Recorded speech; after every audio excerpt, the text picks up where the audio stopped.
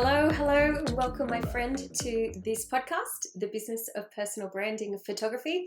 I am your host, Paula Brennan, and I am coming to you today with a common concern and a common problem that I find a lot of photographers who are wanting to enter into the personal branding space come across. And that is that they feel like they have a lack of a folio, a lack of work to be able to show what it is that they want to be selling, obviously what they want to be shooting, and the kind of clients that they want to be working with. So I thought today what I would do is just quickly run through some suggestions how you can overcome this if this is currently a hurdle that you're facing.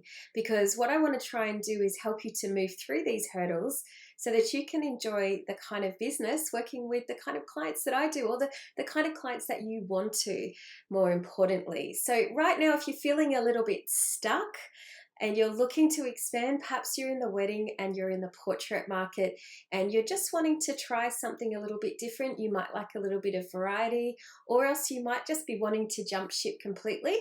Or else you might be a newbie photographer who is just getting started out and you really want to crack it into this market and become the go-to photography in your area. This episode is for you guys, my friends. So listen in, hunker down, and let's get started, shall we? So firstly, what I wanted to talk about is something that I think a lot of people don't think about when they're first starting out. And that is that I really want you to only think about displaying, only think about showing exactly what it is that you want to capture and the kind of people that you want to work with. Okay, so let's talk about this from a story perspective of what happened to me early on in my career. When I first started out, if you've been listening, you know that I was a wedding photographer, and I thought what I had to do when it came to showing what I did was show a little bit of everything. So I had weddings that were shot in grand locations. I would show brides with big, huge, long dresses.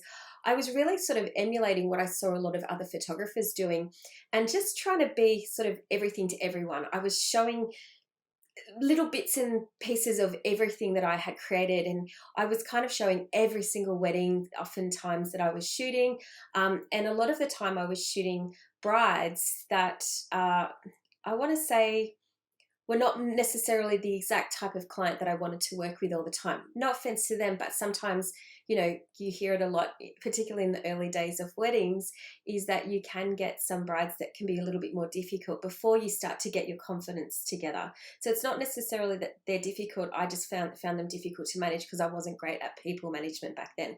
But I was showing, as I said, a little bit of everything, lots of different locations, all of the things.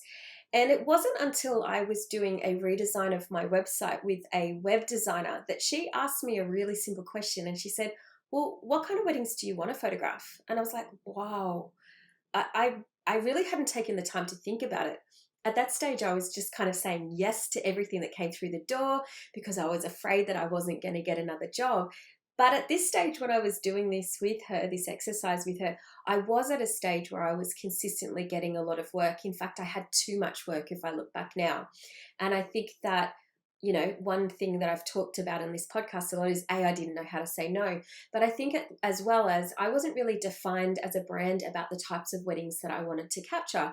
So one week I'd be doing a 3-hour wedding up in the mountains, and another week I'd be doing a 16-hour wedding that was going into the city.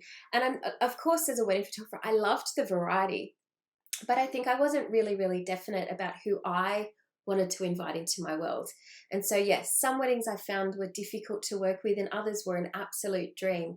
And so doing this exercise with her and really nutting out exactly the types of weddings that I wanted to showcase and where I wanted to work and all of those sorts of things, becoming really super specific about it, meant that when we designed this website and put this website together, only the types of photos that would appeal to the kinds of weddings that I wanted to attract were the ones that we chose, which was a really far cry from what I was used to. I was kind of used to, as I said, trying to be everything to everybody and sort of trying to fit myself into everybody's box when they came along.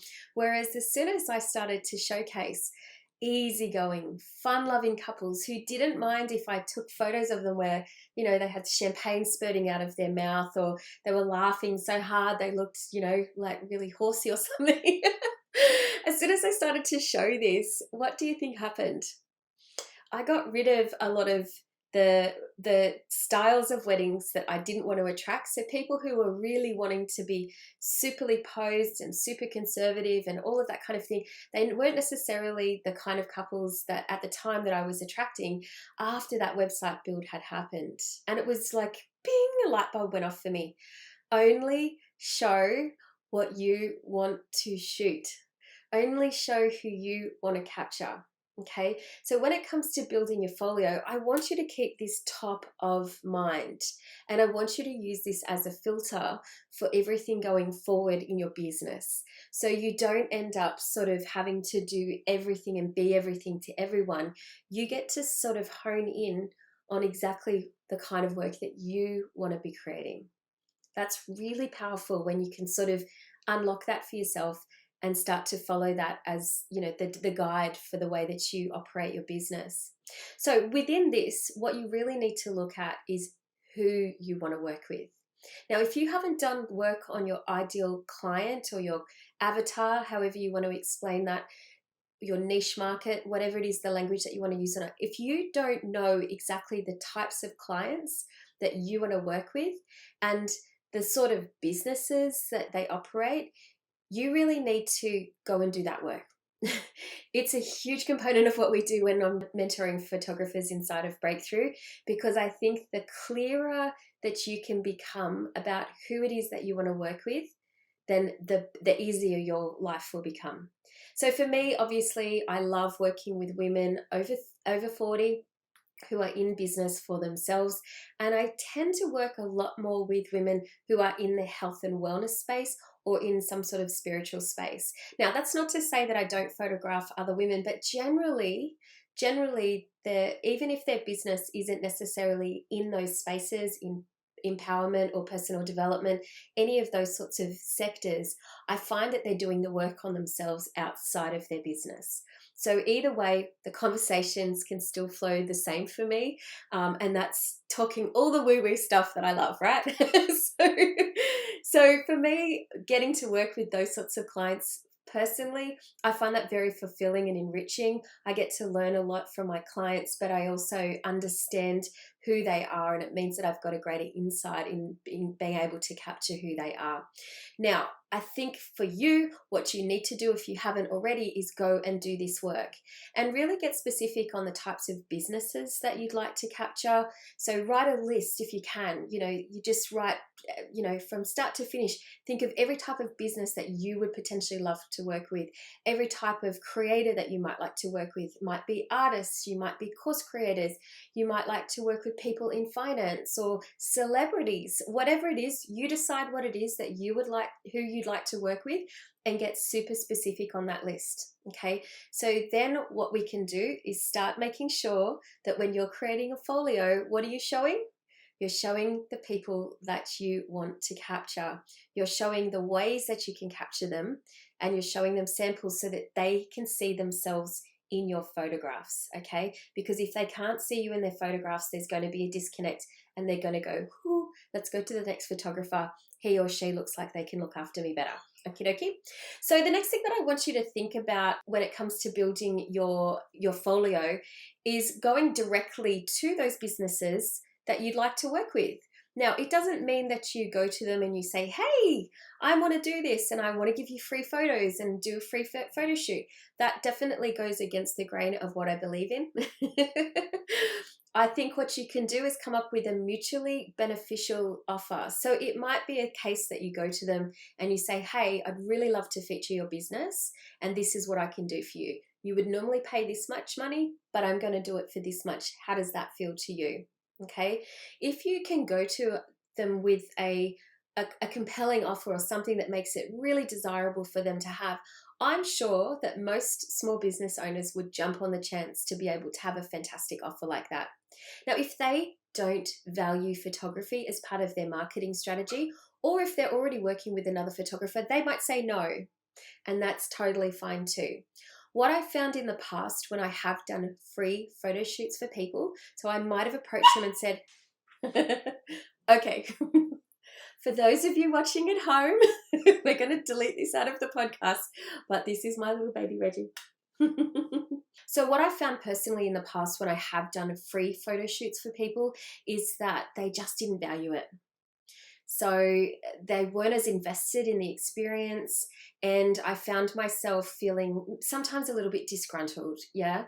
Now, that's not to say that that happens all of the time, but I think when people don't have skin in the game, they're not going to respect you enough. They're not going to help you, assist you, make the experience the best that it can, and you're going to have to sort of slot into their life. Whereas if they're invested, if they're paying something, if they're contributing in some way, then you're going to find that people are probably going to put a little bit more effort into the photo shoot experience with you, and they'll respect it a little bit more, and they'll use the photos better, and they'll give you credits and things like that. So my recommendation would always be to try and make sure that there's some sort of a financial commitment from the clients.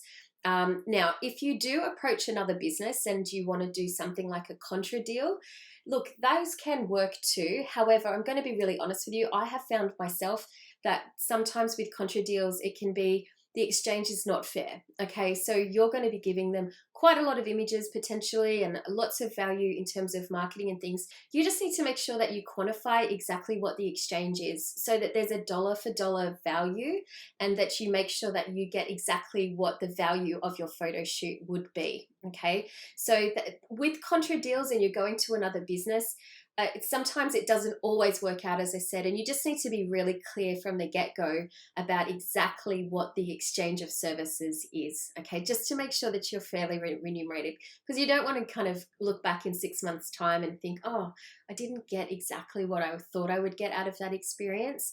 However, if you get great images for your folio and you're happy with that, by all means, you can do that. But again, making sure that the business or the business owner or the setup of the photo shoot is something that will be valuable to you for your marketing purposes. Because remember, what we're doing today now and what we're talking about is building your folio. Okay, so don't just go and do a photo shoot for a business because you'd like to look after them. Make sure that the kind of images that you're creating with them are definitely going to be good for your folio. So you need to take control of the shoot. If you're doing a photo shoot for another business, again, making sure that you are in control of the creative side so that you're creating the kind of images that you want to be showing, not necessarily what they are. Now, that's not to say that you can't create a series of photographs that they require. By all means, you're more than welcome to do that. But I think for the most part, you want to make sure that it's very clear that you're using the photographs for your marketing purposes and that you're the one that's the captain of the ship for the duration of the photo shoot. Now, the other thing you can do, of course, is that you can always set up a dummy shoot with family and friends who are in business. So if you've got someone, a girlfriend or a mate that's in business and you think, oh, hey, I'd love to be able to capture your business because, again, it's going to work for the direction that you want your folio to look like, then by all means, you can set up something with them. Again, just making sure that you're very clear that this is your shoot and that you're doing it so that you make sure that you capture the styles of images that are going to showcase what you want to be shooting and who you want to be shooting going forward. Now, it doesn't always work great with family and friends because sometimes you can lose yourself a little bit. You can get a little bit embarrassed if you're only new. You might get a little bit overwhelmed if they say something a little bit negative and it sort of grates on you a little bit. So you do need to make sure that when you choose somebody that you know to photograph, that you are being selective about somebody who's going to be supportive of you in the experience and not kind of add little comments that might sort of unhinge you a little bit, because you don't want to feel like, you just don't want that, you can always have that uncle or something that can say something that can like literally sweep you off your feet and take you back to when you're a 5-year-old child or something like that. So you want to avoid those sorts of situations. Remember, again, I'm going to keep drilling this in. This is a photo shoot for you. As much as you're going to be adding to their business or giving them content that they can do marketing for, you want to make sure that you get the value. Okay. Now, the last type of shoot that you can obviously do is where you completely create the event all of your own. You can concept the ideas, you can bring in models, you get to choose the locations, all of it. Okay. Now, I'm going to put some caveats on here because I do think that this style of shoot is really, really great. Particularly if you want to get some images in a particular location, you might say, I want to go into the city and do lots of shots. having a model that you take into the city with you will be fantastic because they will get straight into the poses and you can move through lots of things quickly.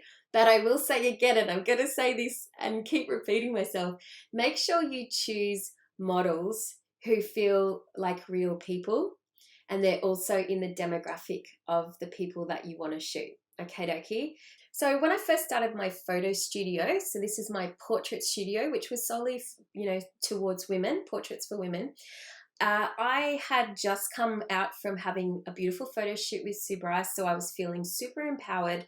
And at the time, I was in my early 30s. So I sort of had this misconception that that was going to be my market. Early 30-somethings, I was thinking just had babies, or just about to get married, or, so late 20s, early 30s was what I thought. So I started photographing a bunch of models and really beautiful, gorgeous women around me. Anyone that I could see, I sort of was, asking, come and have a photo shoot with me and all of that. Now, that was all well and good. I got some beautiful photographs, but I pretty soon recognized that most of the women in the photographs that I was showing kind of looked like models. Yeah, they were beautiful girls and all of that. None of them particularly looked like normal women. And so suddenly I realized that there was a disconnect in what I was showing and who I wanted to capture, because pretty quickly I recognized that it was more women over 40 and 50 that I wanted to really be capturing and empowering with my portraits. But I had a bunch of photographs that I was out there showing that showed sort of young 20 and 30 somethings, right? So when you're choosing models, when you actually are going to select people, you can go into any of those websites to choose models.